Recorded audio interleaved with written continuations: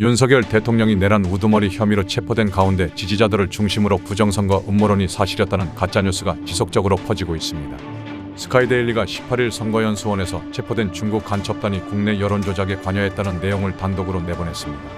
지난 16일 선거연수원에서 체포된 중국인 99명이 주일 미군 기지로 압송됐다는 기사의 후속 보도입니다. 현재 이 기사들은 유명 인터넷 커뮤니티 국민의힘 비대위 갤러리를 중심으로 빠르게 확산되면서 부정선거 음모론이 다시 한번 고개를 들고 있습니다. 스카이데일리는 18일 기사에서 중국 간첩단이 국내 여론조작에 깊숙이 개입한 정황이 드러났으며 선거연수원에서 체포된 인원 중 일부가 특정 정치 세력을 지원하는 역할을 했다고 주장했습니다.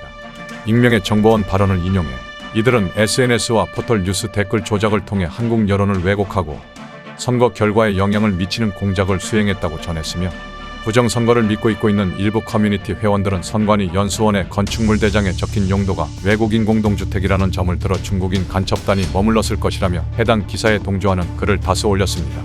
하지만 스카이데일리의 기사들은 출처와 근거를 알 수 없는 뉴스임이 확인됐습니다. 실제 JTBC는 스카이데일리를 직접 찾아가 대표에게 기사의 신빙성에 대해 물었습니다. 신문사 대표는 기자의 말을 믿고 기사에 확인됐다는 표현을 사용했다며 출처를 검증하지 않았음을 인정했습니다.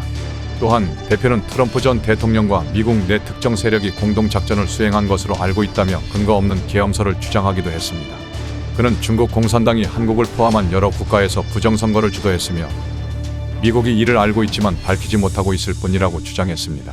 그러나 이에 대한 공식적인 발표나 구체적인 증거는 제시되지 않았으며 주한미군은 물론이고 미 국방부나 미 국무부에서도 선거연수원에서 체포된 중국인 99명이 미군 기지로 압송됐다는 내용을 확인해준 바 없습니다.